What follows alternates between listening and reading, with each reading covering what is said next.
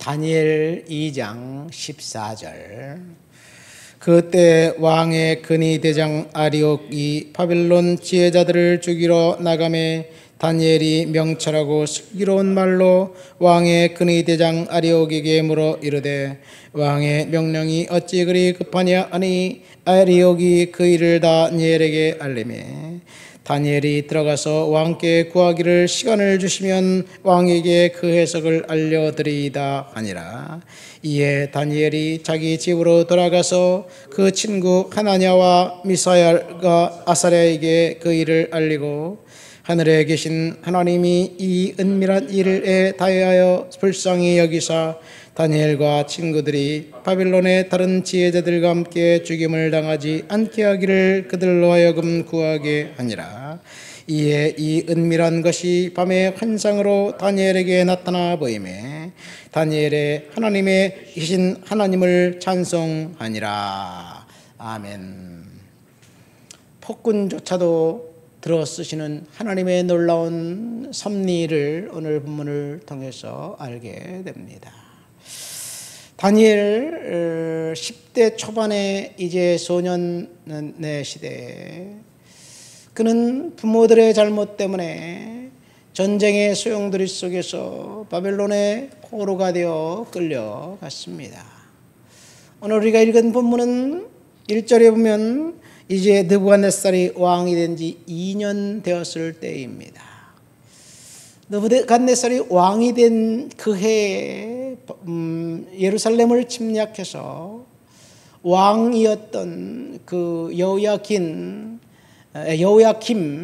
여고냐입니다.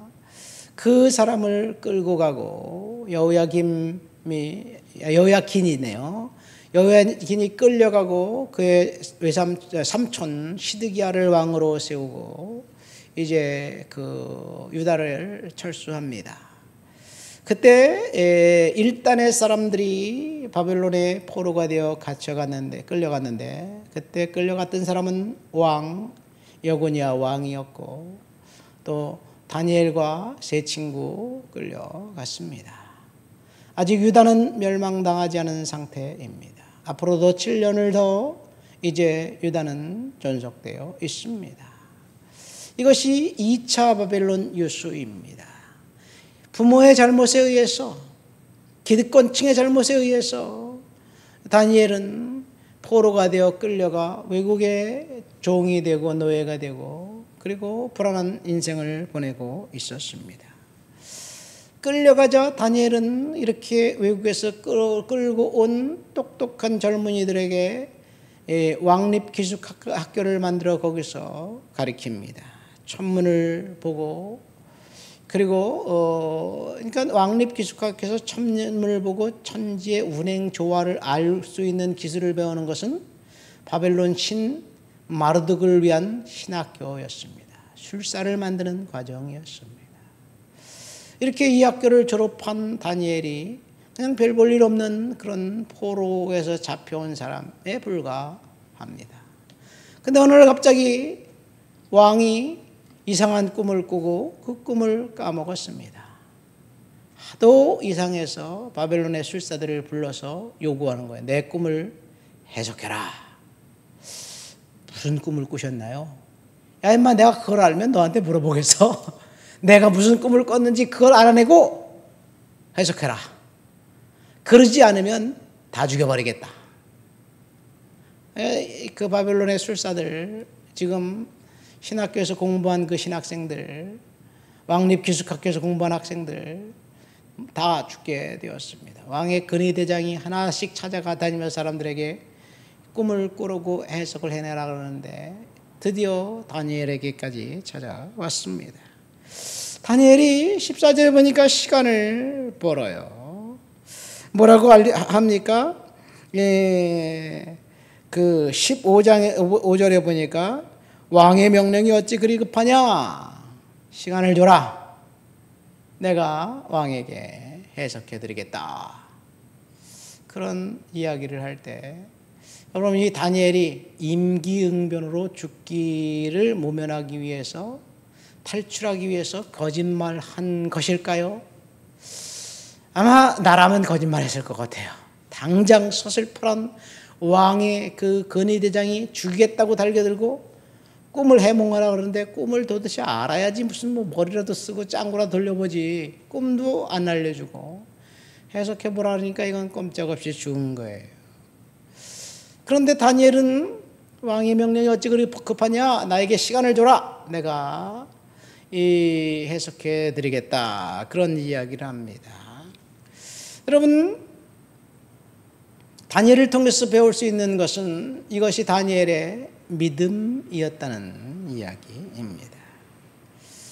사실 이 사건은 하나님이 다니엘을 향후 바벨론 제국에서 3명의 총리 중 하나, 그 중에 으뜸인 그 왕국의 리더로 세우기 위한 하나님의 철저한 계획이었고 하나님의 생각이었습니다. 이후 바벨론은 나라가 3번을 바뀝니다. 바벨론에서 메대에서 바사로 이렇게 바뀝니다. 근데 사실은 바벨론은 지금의 이라크고 메대 바사는 지금의 이란입니다. 전혀 다른, 민족도 다르고 언어도 다른 그런 제국으로 바뀌는데, 그런데 그 바뀌는 그 와중에서 다니엘은 바뀔 때마다 그 왕국에서 중요한 인물로 등용이 되어 쓰임받은 이유는 하나님 앞에 철저한 믿음을 갖고 있었기 때문에 그렇습니다. 이 사악하고 어둠이 지배하는 것, 오늘 우리가 살고 있는 이 세상입니다. 우리가 원하는 대로 모든 일이 진행되지 않습니다. 때때로 하나님께서 악한 리더를 세워서 그 땅에 살고 있는 경건한 성도들에게 경종을 일으켜 세워줘요. 그래서 사악한 리더, 폭군조차도 하나님이 쓰신다는 것을 우리는 본문을 통해서 알게 됩니다. 바로 왕이 그랬고, 그리고 느부갓네살이 그랬습니다. 그래서 다니엘은 이제 근위대장에게 그 시간을 벌고, 그리고 내가 왕에게 직접 그가 가서 아뢰입니다. 여러분, 여기서 우리는 우리의 믿음을 한번 점검해 보아야 될 줄 믿습니다. 당장 우리 눈앞에 떨어진 위기 상황 때문에 전전긍긍하고 쩔쩔매면서 사는 것이 우리 인생의 진짜 모습일 것 같지만, 하나님이 그런 상황을 허락하신 이유가 분명히 명확하게 있다는 것, 저와 여러분들은 알고 믿음으로 주님 앞에 서 있어야 될 줄 믿습니다. 다니엘은 위기 상황 가운데 믿음으로 서 있었습니다. 믿음은 한마디로 말하면 하나님을 신뢰하는 것입니다. 하나님을 신뢰한다는 말은 무슨 말입니까? 하나님에게는 방법이 있다는 것을 인정하는 것입니다. 나에게는 방법이 없어요. 나에게는 할 수 있는 것이 없지만 그 문제를 하나님께 올려드리면 하나님께서 분명하고 명확하게 하나님의 시간에 해결해 주실 줄 믿습니다. 두 번째 믿음은 하나님은 나와 함께 하신다는 사실을 인정하는 거예요. 하나님은 저와 여러분들과 언제든지 함께 하신다는 사실을 믿으시기를 예수님의 이름으로 축원드립니다. 우리는 그렇게 생각해요.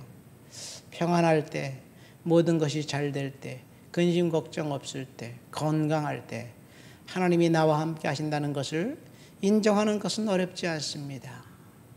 그러나 몸이 불편하고 사고를 당하고 사업에서 실패하고 직장에서 잘리고 내일 어떤 일이 벌어질지 전혀 감과 예측이 되지 않을 때, 그럴 때조차도 하나님은 우리와 함께 하신다는 사실, 그것이 믿음입니다. 그래서 우리는 전적으로 하나님을 신뢰해야 될 줄 믿습니다. 다니엘은 인간이 할 수 없는 은밀한 것은 하나님의 영역이라는 사실을 알았습니다. 그리고 왕 앞에 나가 선언합니다. 내게 시간을 주시면 내가 왕께 그 해석을 알려드리겠습니다. 다니엘이 이 말을 하면서 마음 한켠에서 혹시 내가 큰 소리 뻥뻥 쳤는데 모르면 어떡하지? 이런 생각 안 했을까요? 아마 했을 것 같기도 해요. 그러나 그 생각은 사탄이 주는 생각임을 알고 하나님 앞에서 믿음으로 선포했습니다. 우리가 믿음으로 선포하면 그 이후 하나님께서 일하신다는 사실을 믿으시기를 예수님의 이름으로 축원드립니다. 우리는 알 수 없고 할 수 없지만 하나님은 알 수 있고 하나님은 하실 수 있고 하나님의 때가 되고 시간이 되면 분명히 하나님께서 저와 여러분들을 풀어오신다는 사실을 믿으시기를 예수님 이름으로 축원드립니다.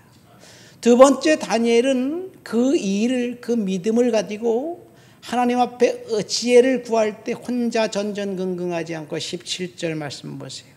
이에 다니엘이 자기 집으로 돌아가서 그 친구 하나냐와 미사엘과 아사랴에게 그 일을 알리고, 여기 다니엘의 세 친구가 나와요. 이 풀무불 이야기는 다니엘 이야기가 아니라 이 세 친구의 이야기예요. 그 다음에 나오는.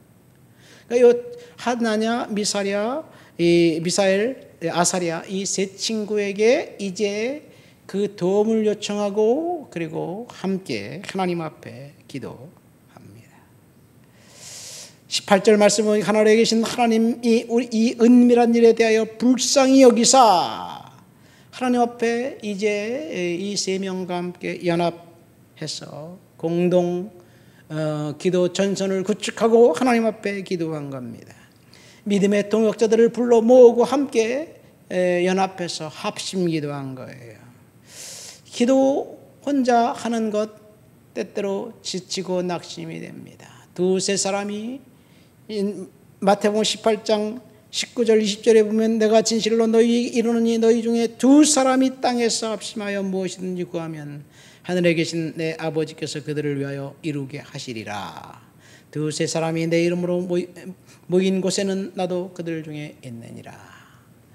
두 사람, 세 사람, 두세 사람이 합심하여 기도할 때, 목적을 앞에 두고 하나님 앞에 간절히 기도할 때 하나님이 응답해 주신다는 것, 다니엘을 통해서 배울 수 있는 두 번째입니다.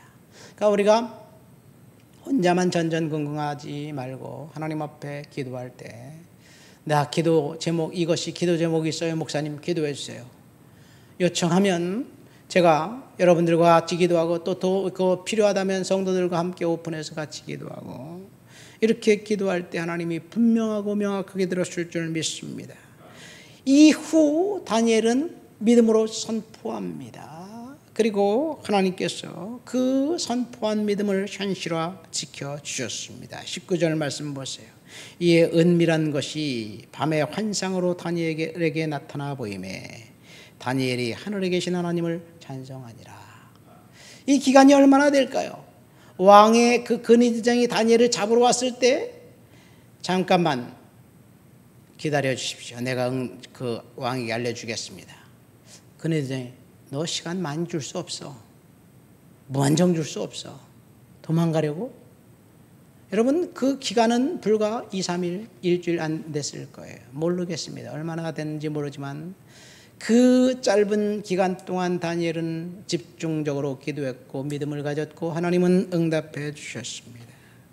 드디어 하나님께서 응답해 주셨고 이 기회를 통해서 다니엘은 이제 느부갓네살에게 하나님을 소개하고, 그리고 느부갓네살은 나중에 이제 하늘에 계신 하나님에 대해서 신앙 고백하는 장면이 저 뒤에 보면 나옵니다. 하나님께서 폭군조차 들어 쓰셨습니다. 폭군 느부갓네살을 들어 쓰신 것은 그 폭군을 위함이 아니라 다니엘을 위함입니다. 오늘 우리 사회를 보세요. 폭군이 등장했습니다. 발현치 않은 사람이 리더로 세움받았습니다. 그래서 마음이 불편한가요? 하나님이 들어 쓰십니다. 누구를 위해서? 저와 여러분들을 위해서, 그리고 성도들을 위해서, 교회를 위해서, 이 나라 이 민족을 위해서 하나님이 분명하게 들어 쓰실 거예요. 우리는 믿음을 가지고 하나님을 신뢰하면서 연합 기도 전선을 구축하고 하나님 앞에 기도할 때 하나님의 놀라운 은혜가 극반전이 있게 될 줄 믿습니다. 하나님 아버지 감사합니다. 폭군조차 들어쓰신 하나님의 은혜를 다니엘을 통해서 깨달았습니다. 하나님, 우리의 인생이 힘들고 어려운 일이 있을 때 다니엘처럼 믿음을 갖고 주 앞에 그렇게 살아가도록 도와주시옵소서. 예수님 이름으로 기도합니다. 아멘.